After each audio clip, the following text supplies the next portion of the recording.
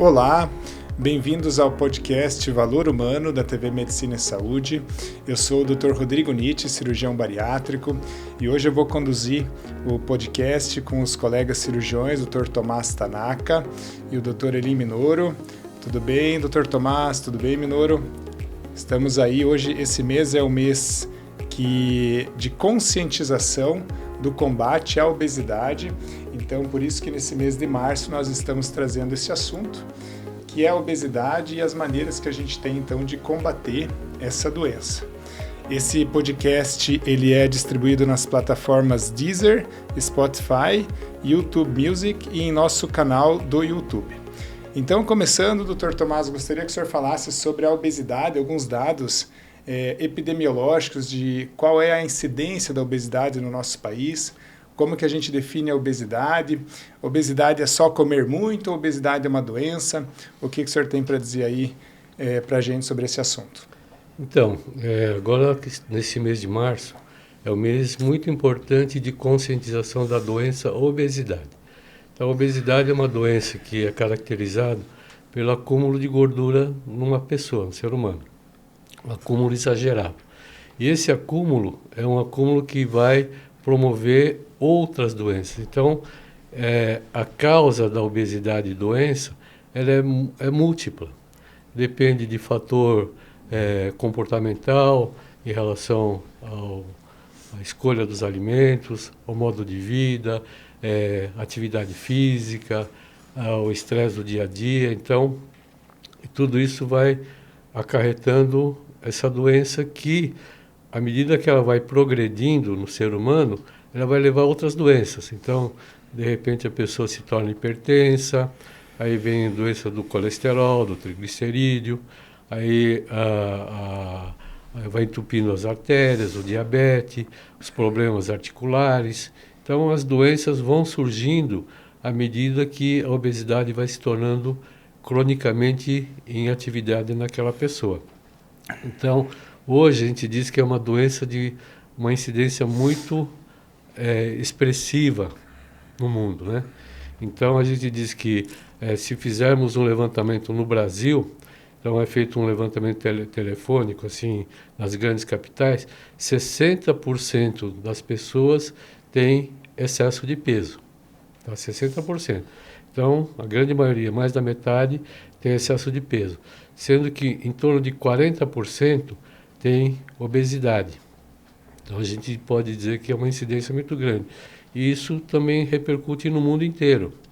Então, não é uma estatística brasileira, é uma estatística mundial. Então, é uma doença que acomete e preocupa o mundo inteiro. Então, isso leva a um custo exagerado na manutenção da saúde das pessoas. Então, a saúde pública fica sobrecarregada por conta dessa doença que é muito grave.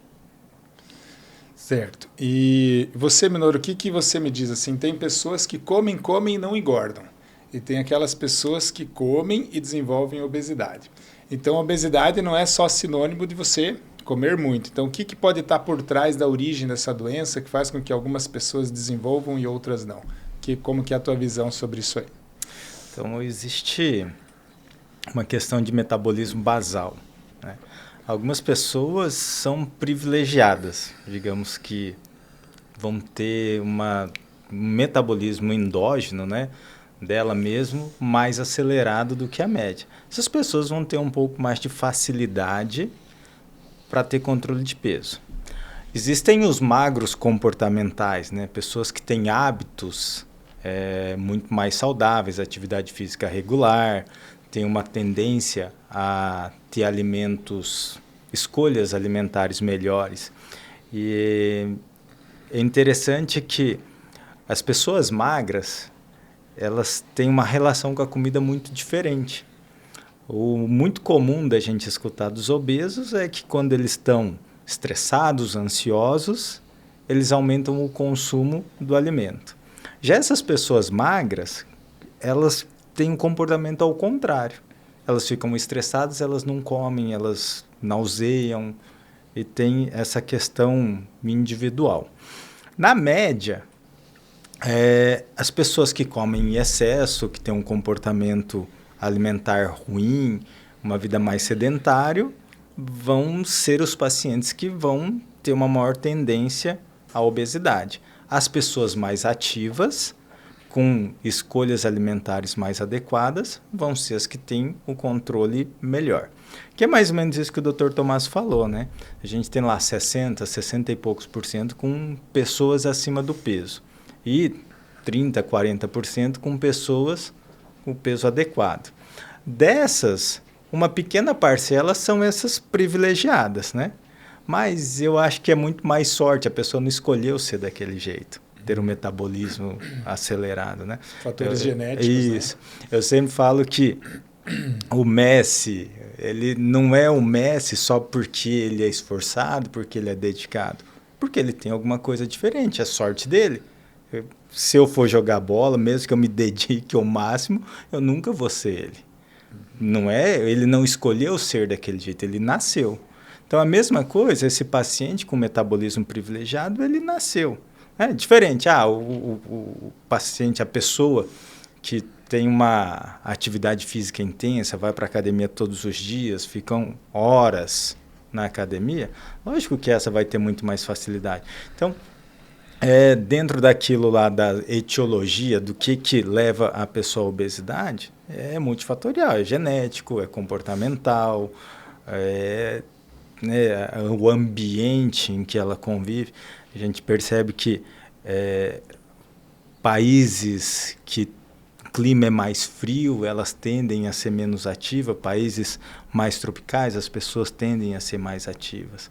Então, eu acho que engloba muitos fatores. Vários fatores ainda que muitas vezes a gente nem descobriu ainda, né? Sobre a origem da obesidade, por que alguns desenvolvem obesidade em uma fase mais adulta, outros desde criança, né?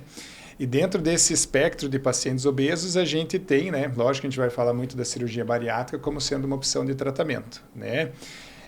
Como que a cirurgia bariátrica ela ajuda o paciente a emagrecer? Através de mudança na quantidade do que o paciente come, isso depende da qualidade da alimentação do paciente. Existem outros fatores também metabólicos que a cirurgia influencia. O que vocês podem passar aí para a gente, para quem está nos ouvindo, a respeito do papel da cirurgia bariátrica ajudando o paciente a emagrecer? Então, essa é uma pergunta muito interessante, porque quem ouve falar de cirurgia bariátrica, e hoje ouve-se muito falar de cirurgia bariátrica,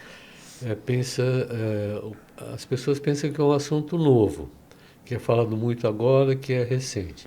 Mas o procedimento bariátrico de operar obesidade já tem 75 anos, começou em 1950.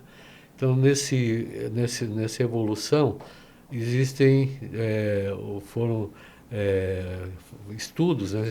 Estudo sobre estudo, e foram feitos vários trabalhos mostrando que, basicamente, para a pessoa poder emagrecer, a medicina dispõe de dois recursos.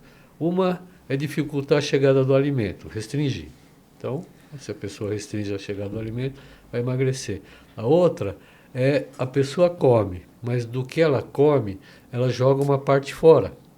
Exemplo, ela ingere 60x, e desses 60x que ela come, 30 é desprezado, 30 vai embora e 30 fica. Então, ela não absorve tudo. A medicina usa justamente esse raciocínio. Então, tem uma parte que é a diminuição da quantidade de alimento que a pessoa recebe, e outra é diminuir a quantidade que absorve. Então, isso são os tipos de procedimento que então, tem procedimento que restringe, tem procedimento que não absorve. Então, é baseado nisso. Agora, esse não absorve tem a ver com um monte de fatores, assim, principalmente de hormônios intestinais, que estão envolvidos na absorção. Por isso que, se a gente voltar assim, aquela reflexão que o Dr. Minoro fez sobre metabolismo, então tem pessoas que têm um metabolismo favorável, mas que não absorve tanto, ou que queima muito. Então isso tem a ver com os fatores hormonais também que estão envolvidos nessa parte.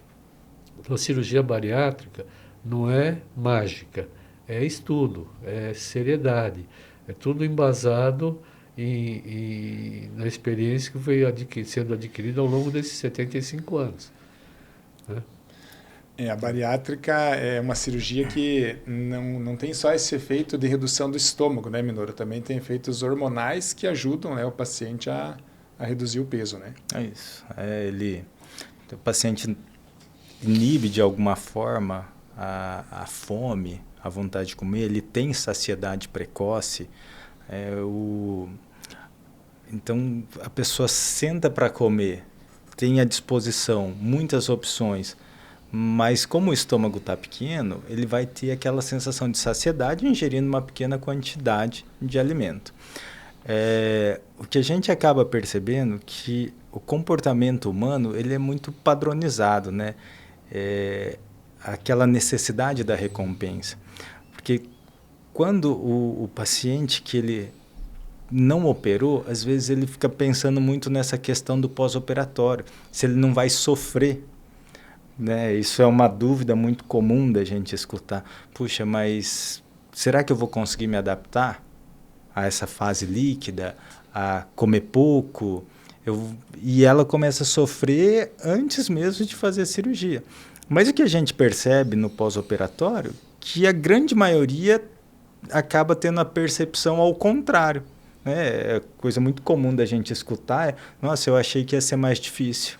Mesmo a fase líquida, né? Geralmente supera as expectativas, né? Eu acho que eles criam essa...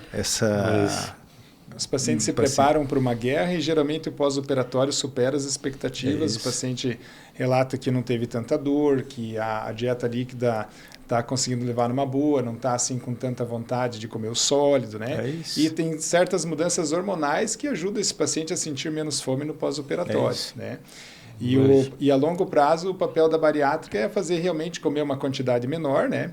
E o resultado vai depender da escolha que o paciente faz para se alimentar. Não adianta comer menos, mas comer, né, um chocolate todo dia, comer uma paçoca todo dia, trocar a fruta por um pedaço de bolo, porque aí também a cirurgia não vai fazer milagre.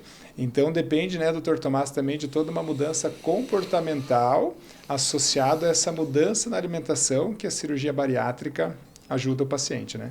Então, esse ponto foi uma observação muito importante que nós tivemos ao longo da nossa trajetória da bariátrica.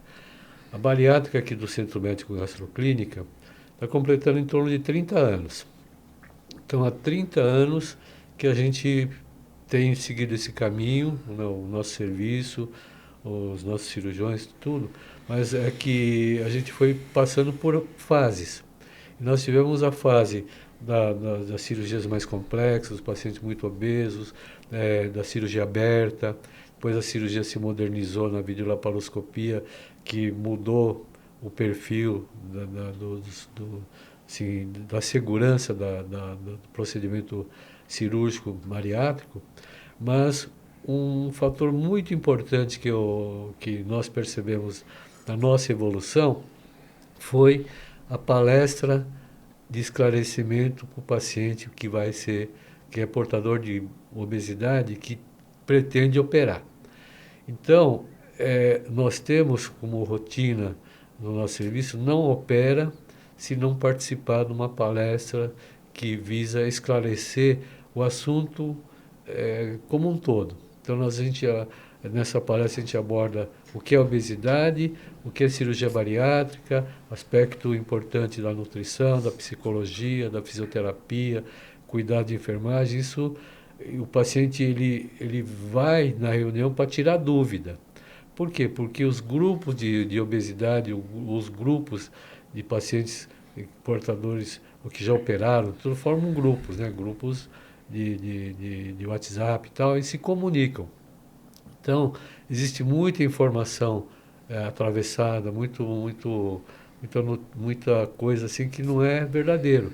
Então, nessa nossa reunião, não é uma aula de medicina, é uma reunião que visa fazer com que a pessoa ponha a ideia certa na cabeça e vá para o procedimento muito bem preparado.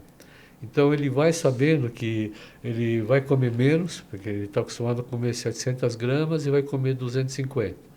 mas ele vai comer 250, sabendo que quando chegar nos 250, ele vai ter a mesma sensação de que comeu 750. É uma saciedade natural que vai acontecendo ao longo da refeição. Isso, então ele já vai preparado que não vai sofrer. Sim. Então hoje a coisa, eu digo que mudou o perfil do resultado da nossa cirurgia bariátrica a partir do momento que começou a se fazer isso. Mas isso nós já fazemos há décadas, há muito tempo. Então isso fez com que o nosso serviço venha a ter um resultado assim, muito expressivo, assim, de positividade desse resultado da obesidade, do emagrecimento. Então, quando vocês olham assim no paciente a longo prazo, eu acho que alguns preconceitos, né? Primeiro, o paciente que escolhe a cirurgia bariátrica, ele recebe um monte de críticas do entorno dela. E o pós-operatório, quando você tem dentro do seu grupo um amigo que fez cirurgia bariátrica e voltou a engordar tudo de novo. Então, essas questões eu vejo que acabam gerando muita resistência dos pacientes em relação à cirurgia bariátrica. E muitas vezes não é tão simples a gente quebrar isso, porque é uma imagem que a população criou, né? Que o paciente que escolhe cirurgia bariátrica é o paciente que muitas vezes desistiu do tratamento clínico, da dieta, do exercício. E o paciente que recidivou, eles tendem a culpar a cirurgia pela recidiva. Como que vocês enxergam isso? Não, mas então, pode falar. Eu penso assim, Minoru, que claramente a bariátrica tem o seu papel, né? E o paciente que tem uma obesidade grau 2 ou grau 3, que a gente avalia isso pelo IMC, ele precisa de uma perda de peso que a cirurgia bariátrica, né, gera, que é em torno de 30% a 40% do peso. Então, se você for pegar a média dos tratamentos clínicos, por exemplo, você vai ter uma perda de 5% a 10% do peso. É isso. Então, por exemplo, você pega um paciente que tem 120 quilos, se ele perder 10%, ele vai vir para 108. Não é o suficiente para que ele tenha essa perda de peso adequada. Então, cada paciente vai ter o seu tratamento adequado. Não adianta o paciente que tem uma obesidade avançada fazer um tratamento da obesidade leve. Ele não vai ter resultado.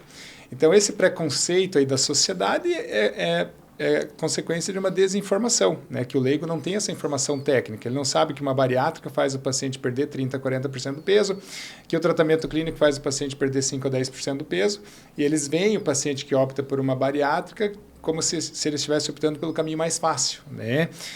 Mas é uma questão de que a obesidade é uma doença e cada etapa dessa doença tem o seu tratamento que tem que ser direcionado de maneira correta, né?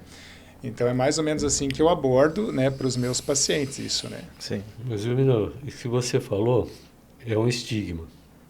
Por quê? Porque no início a cirurgia bariátrica era muito grave. A opção de oferecer uma bariátrica para um paciente era aquele paciente que estava lá no fundo do poço, com uma obesidade muito grave e cheio de doença, coração, diabetes, complicação, e eram pacientes assim que a escolha da bariátrica era como se vamos dar uma chance para ele, vamos operar para ver se ele consegue sobreviver dessa doença. Então era nesse nível e a gravidade da doença, da operação era muito grave, porque era um doente muito grave. E o resultado era pobre. E a cirurgia não era, na ocasião, tão segura quanto é hoje. Isso, né? então. Evoluiu muito a cirurgia. Então, né? Isso é o estigma que ficou. Quando a cirurgia se tornou videolaparoscópica, que hoje a gente diz que a segurança mudou. Então, o procedimento que antes demorava 3, 4 horas, hoje demora 1 hora, no máximo. Depende da técnica, até 45 minutos, 40 minutos. O paciente, então, fica 1 hora anestesiado, diferente de ficar 4 horas anestesiado. Fica 1 dia no hospital, diferente de ficar 3, 4 dias, porque o hospital é risco também. Então, hoje, a gente mostra nessa palestra que é diferente a segurança. Então, a medicina hoje pode comparar procedimentos. Então, a gente diz que a cirurgia bariátrica por vídeo se equipara à cirurgia de vesícula por vídeo. tem o mesmo profundidade, mesmo alcance. Então, quando uma pessoa diz que vai operar da vesícula, o entorno, que nem você falou, ninguém vai se incomodar, vai falar, não, é uma cirurgia tranquila. Vesícula precisa fazer, ninguém questiona, né? Agora, se a pessoa disser, eu quero fazer uma bariátrica, todo mundo vai se incomodar. O entorno, os amigos, a família, a esposa, ou então o marido se incomoda com a esposa, os filhos. Por quê? Por conta desse estigma do passado. Mas o passado... E dentro dessa segurança toda aí que o procedimento traz hoje, Minoro, assim, o que você elencaria assim, de fatores para que essa cirurgia seja uma cirurgia muito segura? Fatores do serviço que o paciente escolhe, preparo do paciente, enfim, esses aspectos que faz com que o paciente, querendo ou não, ele pode ter uma cirurgia muito segura, como o Dr. Tomás falou, em grupos de excelência, mas também ele pode ter cirurgias menos seguras. Então, quais são esses critérios que, por exemplo, o paciente pode, né, se direcionar para que ele tenha um tratamento muito seguro? Acho que o esclarecimento, então a capacitação da equipe, e eu não estou falando só do cirurgião, mas o entorno, né? O anestesista, o cardiologista, o pneumo, o endócrino, a nutricionista, a psicóloga. Acho hospital. Que tudo isso daí, quando você adquire a rotina, é um procedimento que ele se repete com uma alta regularidade e os riscos vão diminuindo. Né? Por que algo se torna extremamente eficiente? Porque ela é sempre feita da mesma maneira, tomando os mesmos cuidados. Então, hoje, não é só a questão da capacitação técnica dos nossos cirurgiões. Eu acho que hoje a gente tem uma equipe super treinada, super especializada, e isso tem feito com que os nossos resultados sejam excelentes. O nosso índice de complicação é baixíssimo, nossos pacientes costumam ter um pós-operatório muito tranquilo. Como que é essa rotina de internação, Minoro? Assim, tempo de internação, tempo cirúrgico, conta pra gente na nossa rotina. A gente costuma operar normalmente à tarde. Então, o nosso paciente ele interna no final da manhã. Muitas vezes a gente tem optado pelo jejum abreviado. Então, até 2, 3 horas antes do procedimento, esse paciente está autorizado a ingerir líquidos, né, líquidos claros ou de fácil absorção. Então, ele tem esse jejum abreviado. A cirurgia dura em torno de 1 hora, mas ele fica ao todo no centro cirúrgico 3, 4 horas. Ao final, quando ele volta para o quarto, normalmente a dieta líquida ela já está liberada. Nesse primeiro dia, conforme a aceitação, a gente não cobra uma quantidade, uma rotina, mas normalmente eles conseguem ingerir 50 ml lá a cada 50 minutos, 1 hora. No dia seguinte, a gente sente como que está esse paciente em questão de dor. A gente percebe que alguns pacientes referem um pouco de dor nas primeiras horas de pós-operatório.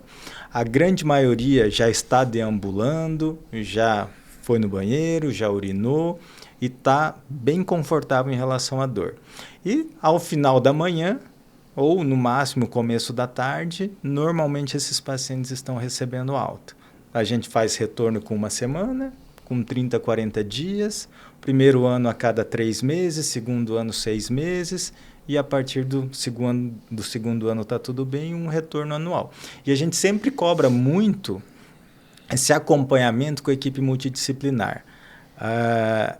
Que provavelmente isso seja um dos principais fatores do sucesso a longo prazo, esse comprometimento.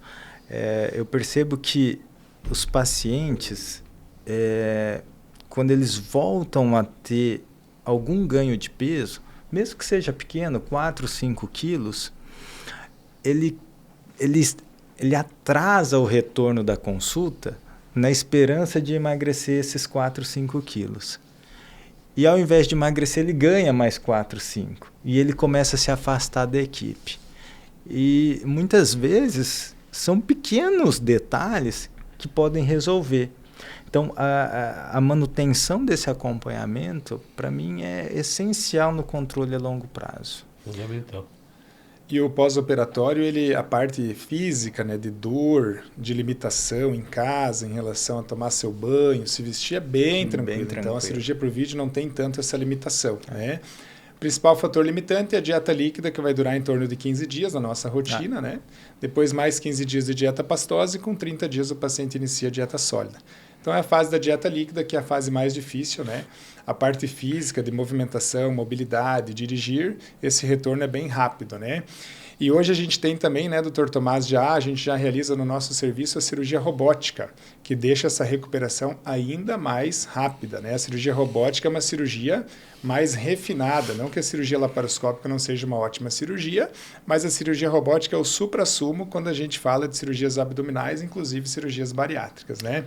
O que o senhor aí, com toda essa experiência que o senhor tem, e tendo passado por toda essa evolução da cirurgia aberta para a cirurgia laparoscópica e agora, então, essa nova era da cirurgia robótica, como é que o senhor vê isso em relação ao futuro da cirurgia bariátrica, se a cirurgia robótica tem esse espaço, se ela agrega, qual que é a sua visão sobre esse assunto?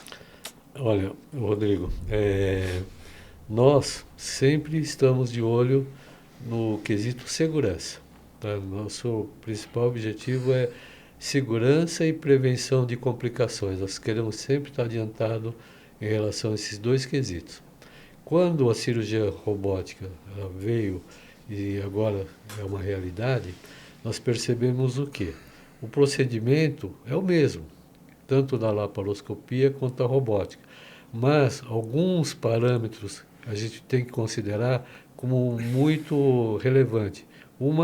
O cirurgião ele opera confortavelmente sentado e a visão que ele tem é uma visão muito excelente de 3 dimensões, um pouco mais refinado. Então, esse aspecto dá mais segurança, por quê? Porque o operador ele está confortavelmente postado. Então, movimentos viciados não se transmitem na máquina. Então, não é a máquina que opera. É o cirurgião, ele executa os movimentos que é repetido pela máquina. A ergonomia do cirurgião é melhor, uma visão mais avançada, mais detalhada, imagem 3D. Tá? Então, isso vai fazer com que a cirurgia se torne mais segura do que já é.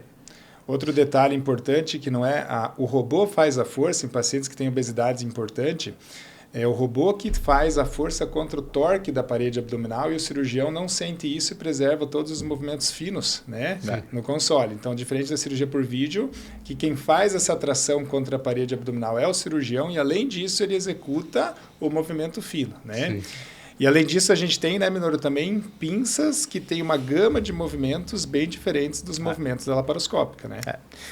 A laparoscopia é o cirurgião que segura a pinça. E essa pinça ela tem o movimento de abrir e fechar. Ela não articula. Na cirurgia robótica, é o braço do robô que segura a pinça e você no console, você tem uma visão 3D e você movimenta a ponta da pinça. E a ponta da pinça, ela é como se fosse um punho, ela articula 360 graus ali, então ele tem uma amplitude de movimento muito maior. Você não tem o tremor, né? O braço nosso cansa, o braço do robô não cansa, então a performance de uma cirurgia curta ou de longa, ela não costuma cair muito ao longo do procedimento. A qualidade da imagem nem se fala, né? A impressão quando você está no console é que você está dentro da barriga do paciente. A pinça é a extensão da sua mão, então o movimento que você executa fora está sendo executado lá dentro. Então, eu vejo muitas vantagens na cirurgia robótica. Eu acho que é uma questão de tempo para isso se tornar mais acessível, né? Hoje tem essa questão financeira ainda. Tudo isso, né, deixa a cirurgia robótica como sim sendo uma cirurgia, né, que ali no no detalhe, uma cirurgia mais perfeita, né? Nos Estados Unidos, hoje, mais de metade das bariátricas já é feita por via robótica. Então, isso é um dado que diz para a gente que sim, cirurgia robótica ela tem vantagens, né? Tudo acontece primeiro nos Estados Unidos para depois chegar aqui, né? Então, se lá eles têm mais de metade das cirurgias sendo feitas, né, das bariátricas pelo sistema robótico, é porque sim, tem vantagens em relação à complicação, tempo de internação, né?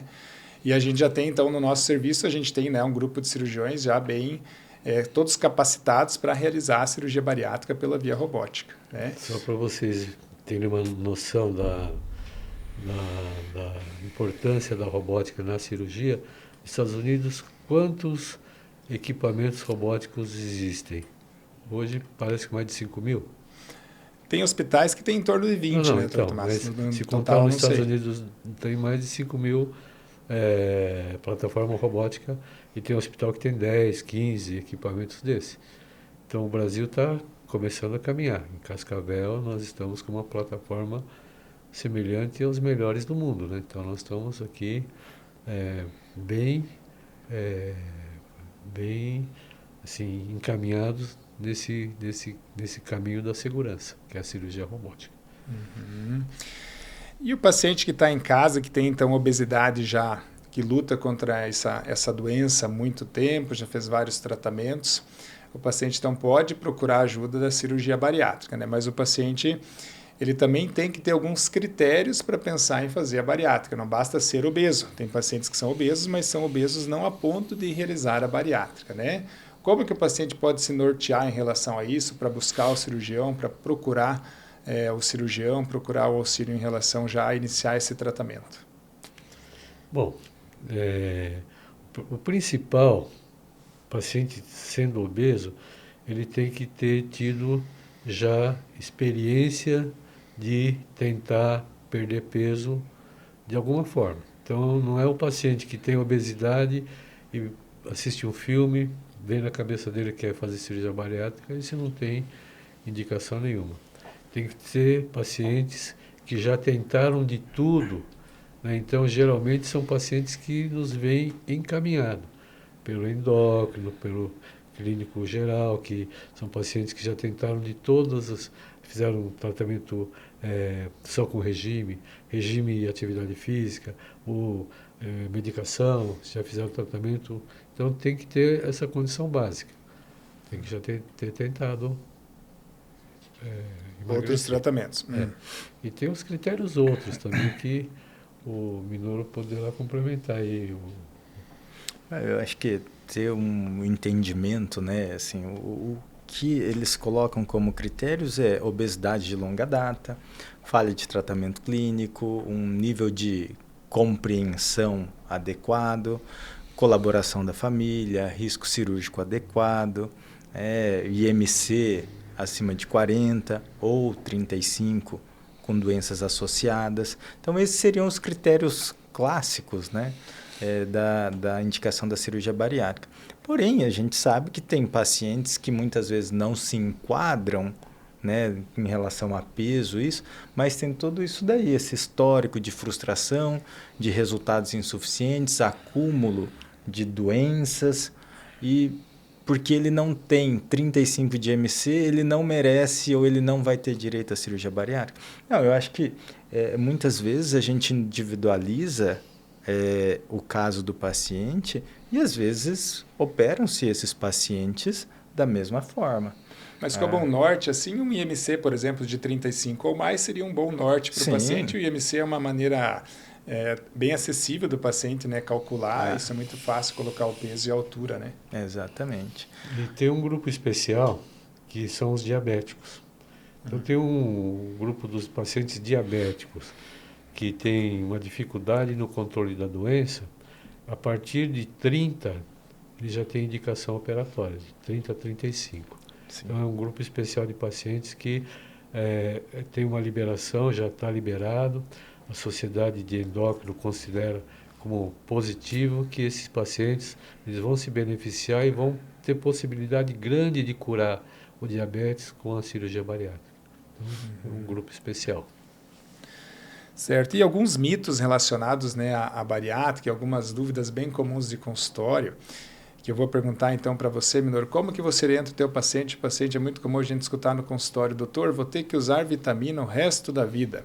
E o paciente coloca isso como sendo algo muito importante, né, na tomada de decisão dele fazer ou não uma cirurgia bariátrica. O que você orienta o paciente quando ele faz essa pergunta para você? A gente percebe que não é necessariamente só o paciente bariátrico, né? A gente percebe que com a idade a gente começa a ter deficiências vitamínicas e vários pacientes que não fizeram cirurgia bariátrica precisam repor um monte de vitamina. Então, digamos, uma troca. A cirurgia vai te ajudar a controlar peso e te proteger do diabetes, da hipertensão, do colesterol. Você não vai tomar essas medicações, mas, em contrapartida, talvez você deixe de absorver algumas vitaminas de forma ideal. Então, você faz essa suplementação. O que é melhor? Ter várias doenças ou suplementar, tomar uma vitamina? O famoso, né? Escolha o seu difícil, né? Você pode ter 120 quilos e usar lá um remédio para pressão alta, você pode vir para 70 e usar as vitaminas, né? Usar vitamina não é ficar internando, não é ficar fazendo injeção, via de regra, fazer uma reposição via oral de 2 a 3 comprimidos, né? Então... E hoje, né, o sleeve, muitas vezes a gente percebe que essa necessidade de suplementação é menor ainda, né? Então, assim, não acho que isso deva ser um impedimento para a pessoa, para ela escolher. Nem muito importante a ponto de pesar tanto na decisão, porque a gente escuta muito isso no consultório, né? Então, o importante é o seguinte, todo ser humano, à medida que a idade vai avançando, necessita check-up. Então, a gente tem que fazer check-up para prevenir algumas deficiências, que teremos obrigatoriamente a deficiência de cálcio, vamos ter osteoporose ou osteopenia, ou ter deficiência de alguma vitamina, ou se a pessoa não se cuidar, vai ter perda de massa magra, tá? Então, tudo isso necessita check-up. O paciente bariátrico, ele tem que se conscientizar que ele precisa fazer esse check-up como qualquer pessoa. Então, ele precisa checar para ver se não tem anemia, se o cálcio está bom, se o ferro está bom, se o magnésio. Então, tem alguns pré-requisitos. E não é obrigatório que ele venha ter que suplementar tudo isso. O check-up vai mostrar também. Então, mulheres também em fase ativa, que menstruam, então tem um problema de hemorragia muito acentuada na menstruação, tem que ficar de olho. Mulheres menopausadas, tem que ficar de olho no cálcio, na osteoporose. Então, alguns grupos, mas que o ser humano tem que se conscientizar que precisa de um check-up, qualquer, ou bariátrico ou não. Então, nesse raciocínio que a pessoa tem que pensar. Não é que a bariátrica vai torná-lo uma pessoa assim, deficiente. Não é isso. É que tem muitas perguntas, né, que os pacientes fazem que na hora, eles por já escutarem isso de leigos, eles levam isso como sendo muito importante, como a cirurgia bariátrica é reversível ou não, e quase a gente não aplica isso, a gente não reverte bariátrico, e hoje as bariátricas elas são seguras do ponto de vista nutricional, as bariátricas antigas, sim, né, se tinha necessidade de fazer reversão, hoje em dia não. Então, é a desinformação que o paciente, na verdade, ele tem do leigo, né? Escutou do vizinho, escutou da tia, e aí dá mais importância muitas vezes a isso, porque é algo negativo, aquilo que é negativo impacta mais, né? Do que o lado positivo. Então, eu sempre falo para o paciente que o avião, quando cai, ele dá muito mais audiência do que aqueles aviões que estão voando bem, né? E que ninguém fala nada, né? Mas eu acho que a gente fez aí uma boa abordagem do tema. Não sei se vocês gostariam de colocar mais alguma coisa a respeito do assunto. É um tema muito amplo, né? Então é difícil a gente esgotar o assunto em 1 hora, menos de 1 hora, né? Então... eu gosto sempre de enfatizar que o que vai garantir o sucesso desse paciente a longo prazo é a mudança comportamental. Se ele repetir o comportamento que levou ele para a obesidade, ele vai voltar a ser obeso. Porque o que levou ele àquela condição? Foi o mesmo caminho. Ele percorreu o mesmo caminho, vai levar ele para o mesmo lugar. Então, ele entender essa necessidade de bons comportamentos, atividade física regular, uma alimentação saudável, escolhas corretas, é isso que vai garantir o sucesso dele a longo prazo. Minoro, então isso que você falou é o seguinte, é isso mesmo. O paciente, tá, tem muitos pacientes que têm obesidade por compulsão, né? A pessoa come sem fome, come porque tem uma compulsão, às vezes é uma doença psiquiátrica que o paciente tem uma compulsão. Operado dessa compulsão, da bariátrica, essa compulsão não tem mais condição de existir porque não cabe comida. Então pode ser que ele busque outra compulsão, tipo assim, compulsão por chocolate, isso passa a ser um chocolate, ou qualquer outra compulsão, álcool, já existe muito. E o álcool, se a pessoa tivesse compulsão, tem muito problema, porque leva ao alcoolismo, a pessoa se destrói como ser humano, vai lá para o fundo do poço, a pessoa destrói a família, tá? E destrói o fígado, a saúde dele, e reganha peso, porque o álcool é muito calórico. Então, é discutido muito nos grupos de obesidade e cirurgia que o fulano se tornou alcoólatra, e tem muito disso. Então, a gente tem que dizer que tem que ficar, a família, o próprio paciente que opera, tem que ficar de olho no seu comportamento. Qualquer mudança de comportamento em relação a compulsões tem que vir a nós, porque a compulsão ela é tratável. Tratado, o paciente não vai ter compulsão. Agora, eu sempre digo nas palestras, quando eu faço, que existe uma compulsão que a pessoa poderia ter, que é a compulsão boa. O que é compulsão boa? Então, ele vai mudar o modo de vida dele e vai começar a ir para uma academia. Ele começa a ir para uma academia e ele vai perceber que ele passa a ser compulsivo, ou por academia, ou por corrida, ou por bicicleta. No nosso grupo, eu posso dizer que tem um paciente que ex-obeso, tá? Ele era motociclista, andava só de moto. Depois que ele fez a bariátrica, ele começou a andar de bicicleta. Ele se tornou campeão brasileiro de bicicross. Pensou? Saiu de obesidade, andando de moto, e se tornou uma pessoa normal e compulsivo por andar de bicicleta. Então, a gente chama atenção, se compulsão boa existe. Quem corre, você percebe que as pessoas que praticam corrida sempre quer, ele tem aquela compulsão, tem que vencer 1 quilômetro, o relógio. Então, se a pessoa vai ter uma compulsão, que tenha uma compulsão boa, isso vai ajudar a manutenção, a saúde, a qualidade de vida, sabe? Isso que é importante. A cirurgia tem que ser usada, né, a favor do paciente, né? A cirurgia sozinha não faz nada, né? Bom, então acho que é isso. Gostaria de agradecer ao Dr. Tomás, nosso fundador aí do nosso serviço de cirurgia bariátrica, né? Nosso serviço só é o que é hoje, né, Minoro? Graças ao perfil do Dr. Tomás, de ser acolhedor, de estimular aí as pessoas que vão chegando a realizar a cirurgia, né? E o Dr. Minoro também, cirurgião aí de altíssimo nível também do nosso serviço. E gostaria de encerrar por aqui, pedir então para a nossa audiência... Eu só quero dar que o nosso serviço ele chegou a esse nível de excelência graças ao esforço de cada um de vocês. O Dr. Rodrigo, o Dr. Minoro, o Dr. Ricardo, que não está aqui, o Dr. Carlos, nós formamos uma equipe que tem a mesma filosofia desde o primeiro dia que a gente começou, que é sempre a qualidade, a prevenção de complicações. A gente não quer correr atrás da complicação, nós queremos estar na frente da complicação, queremos ficar. Então, é nesse sentido que nós nos tornamos. Quero cumprimentar o Rodrigo, o Minoro, pela excelência, pela qualidade que vocês têm na cirurgia bariátrica. Obrigado, Dr. Tomás, para nós é uma honra. Então, finalizando, eu gostaria de pedir também para a nossa audiência do nosso podcast Valor Humano, que puder então compartilhar esse conteúdo, para que mais pessoas então que estejam nessa situação de obesidade possam procurar ajuda, procurar essa mudança de vida. Só quem é obeso sabe, né, o quanto isso impacta na sua vida e o quanto isso pode melhorar se você buscar um tratamento eficaz. Então, muito obrigado aí a todos pela audiência, obrigado, Dr. Tomás, e obrigado, Minoro, pela participação. Obrigado. Obrigado.